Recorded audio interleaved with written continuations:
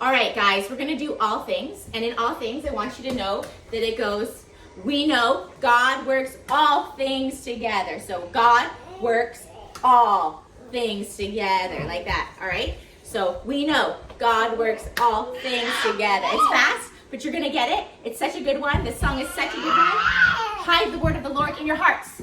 Okay, let's do it. The story is far from over, for Joe was just a preview for a great son that was one day born into his family.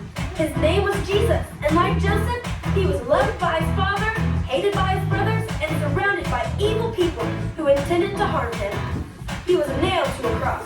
But like God intended Joseph's suffering for good, God intended Jesus' suffering to accomplish the greatest good of all time, our salvation.